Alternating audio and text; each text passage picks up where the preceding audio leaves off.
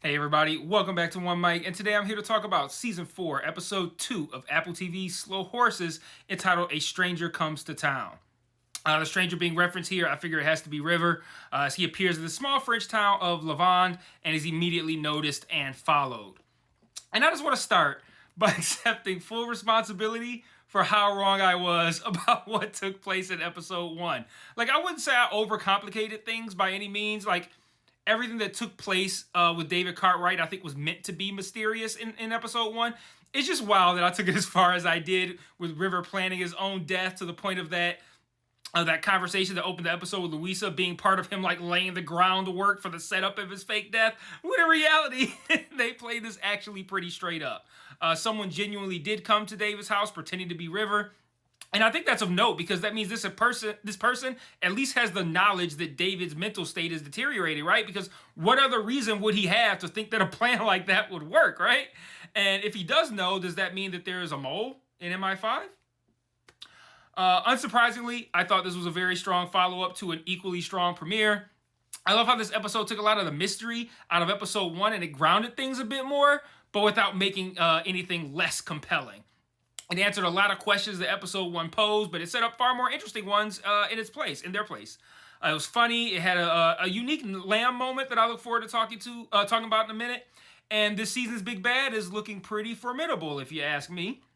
But I want to resume talking about what we learned in these opening scenes that pick up after David kills the intruder. David realizes it's not River when he calls him Gramps, and he shoots that guy, just as we saw last week. But then this week's episode opens with River's actual arrival. River finds a return ticket to France and a receipt from a cafe in Lavande on this person's body. This person, his passport identifies him as Adam Lockhead. And in order to buy himself time, River shoots Adam in the face and plants his own ID on Adam's body. Now, River intends on going to France using Adam's passport to figure out why someone would try to kill his grandfather. It was a really great setup, particularly given it technically spans 2 episodes. By the time all this was over, I was pretty invested in what River might end up learning in France. Hey everybody, I just want to take a small break from this review to talk about the various other ways you can engage with me on other platforms. If you're so inclined, and I understand why you wouldn't, I am an acquired taste, but you can join the Patreon where you can get extra content like retro reviews, where I review old shows and movies to see if they still hold up today. Mike's Musings, where I talk about shows I'm watching that I don't cover on the channel, or Mike's VOD, where you can commission me to watch a show, which I will then review on the channel. And if you want to engage with me and chat with me more directly, I also implore you to join the Discord and follow the Facebook page. I set up channels in the Discord for all of us to discuss the shows I'm reviewing on the channel, and I also drop new videos in there since it's the easiest platform for me to share to from my phone. The Facebook can be really fun because I sort of live comment on shows I'm watching, often while under the influence, I'm not going to lie. And I'll also share news there, both about television and film and about myself as well. So if you like my content, you want to be more engaged, you think I'm charming, or you simply want to show support, feel free to sign up for the Patreon or join the Discord or Facebook today. Links to all platforms are in every video description. Remember to share all my shit to your respective social media platforms. And now back to this review. This episode filled in a lot of the gaps for us pertaining to what took place in the premiere as well. There was the obvious question of what happened in David Cartwright's home, which we've already discussed a bit. But there were other lingering questions too, like, who are these new people at Slough House? Why are they there? Why did Lamb lie when he identified the body as River if he knew it wasn't River? Who is this new guy that has the first desk job, and why isn't it Diana Taverner? But the biggest question of why David was targeted still remains, and then we added a new one as well. Who is this other target? We learned there's another old man target. I'm assuming it's Lamb. I think we're all meant to assume it's Lamb, but we don't know if it's him for sure, nor do we know why. Hell, we even hear the one guy say that I guess it's been a long time. They probably don't even remember what they did to deserve us having to kill him. And on that note, I think this will be a good time to resume talking about the attempt on David's life, because we learn a little bit more about the individuals involved as well. So this other young man that I mentioned a moment ago, I don't like saying young man. It makes me sound like an old person. Like, old people call young people young man. I'm not trying to position myself as an old person, but another young man with a French accent arrives at David's house, and he's pretending to be like a passerby. And he gets info from the police that lets him know that David is still alive. Dude plants a camera just outside of the property, and then he calls his boss. Now, I don't know about you guys, but it took me about 2 seconds to recognize his boss's voice, and I don't think we ever even get a good look at him throughout the whole rest of the episode.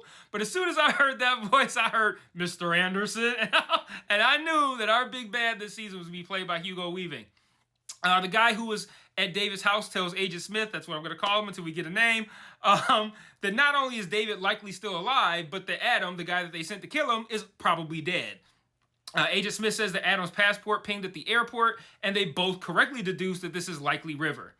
This is also when we learn, again, about the second old man target, and again, assuming that's Lamb, but it could be any old man who might have been involved in whatever it is that David did. I do think that we are meant to assume it's Lamb, possibly so that that expectation can be subverted a little bit later. Moving on with River's storyline, he arrives in Lavande at the cafe, and he's quickly directed to another property after ordering a coffee that he doesn't drink and then giving the description of, looks like me. But this is when we learn that he's being followed.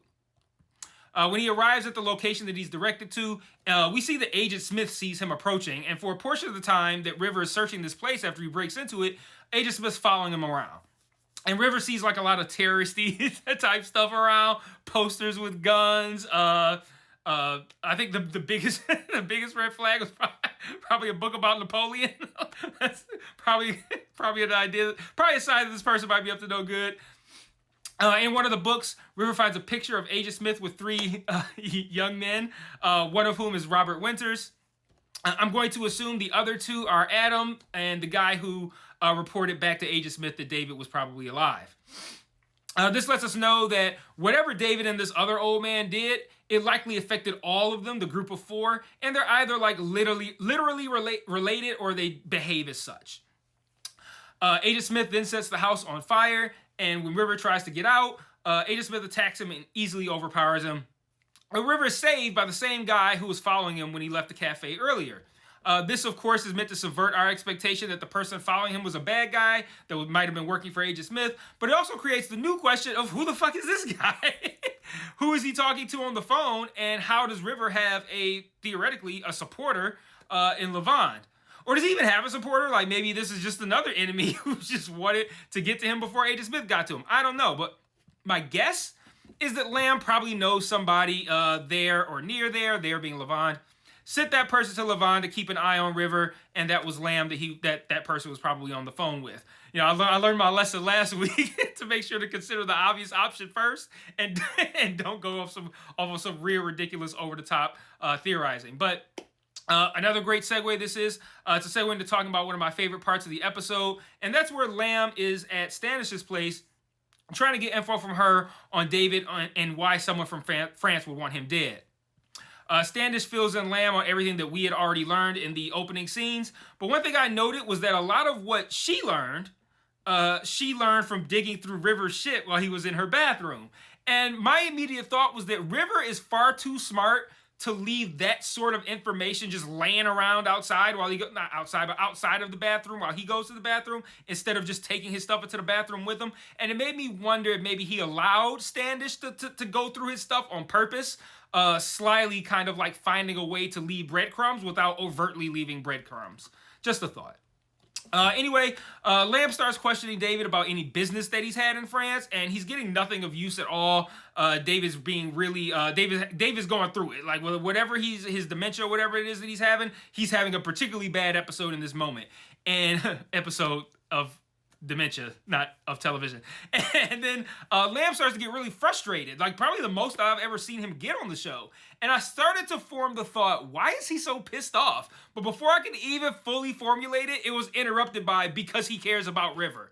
Like, I love that. Like, I thought that was really cool. Like, at no point throughout this show has he verbally cracked when it comes to saying that he don't give a fuck about his team, aside from the fact that they are his team. Like, he even says it in the scene. He's like, he may be your grandson, but he's my Joe. But the emotion with which he said that and how upset he got not being able to get anything out of David suggested to me that River means far more to him than just his Joe. And I just thought that was really cool. But his behavior said it all in the moment, and I thought that was dope, because I pointed at my screen like the DiCaprio meme. I was like, he really does care about River.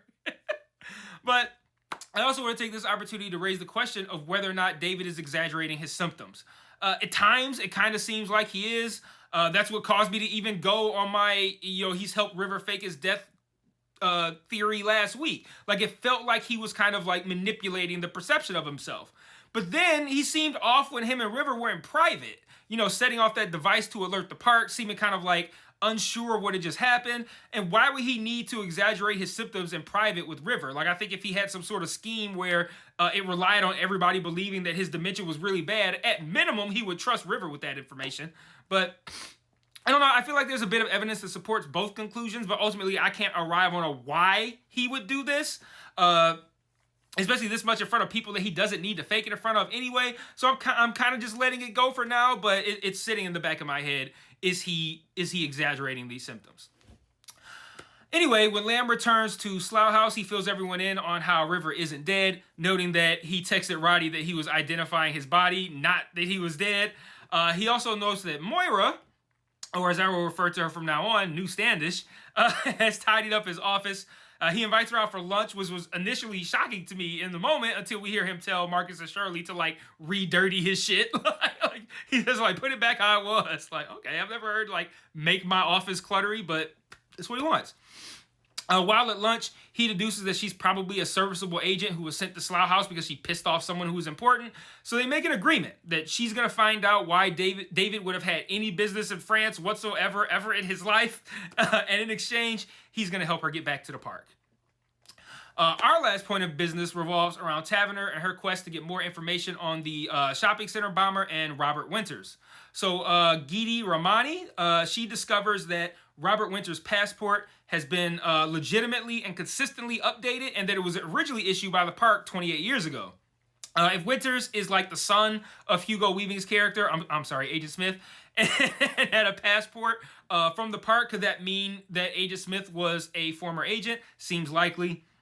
Taverner tells her to keep this information on the low and only report to her. But then when she leaves, she calls Emma Flight and tells her to remove and isolate someone. I think we're meant to believe in that moment that she's referring to Geeti, and we later learn that she is. We see Geeti being served a nice omelet, letting us know that it was in fact her that was being removed, and Flight is quite grumpy about essentially being a glorified babysitter.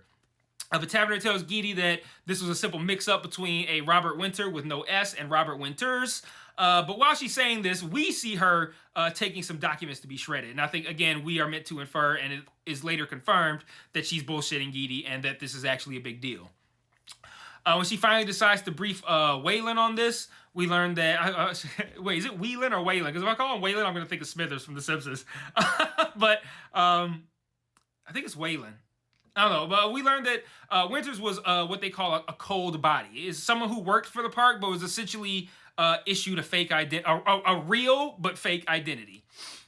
Wayland's staunchly opposed to this unseemly secrecy, and he threatens to tell the Prime Minister everything. And we learned that Diana, 18 steps ahead of this guy, had earlier tricked him into signing the document that authorized Geeti to be isolated, and this will make it look like he was involved in this cover-up. And that scene was so funny to me because I saw the same thing on Fresh Prince once. So I immediately sussed out what was happening when she was having him sign the papers. Like, I put in my notes like, oh shit, she's making him sign something he ain't supposed to sign. But we also learn why Diana isn't first desk. She says she simply didn't apply. But that doesn't explain how Claude got the job over her, despite obviously not really being that good for it or fit for it. Or it doesn't explain why Diana didn't apply. It seemed like a pretty big deal to her in all previous seasons. And we also learned that Marcus is still gambling, but I don't know. I'm hoping they do something far more interesting with that. Give him and Shirley something a little bit more interesting this season as well. Just like I'm hoping that they do with Roddy, but I kind of feel like they never will. On that note, that's all I have for this week, or should I say last week. And I'll see you guys again this week for episode 3. And until then, peace.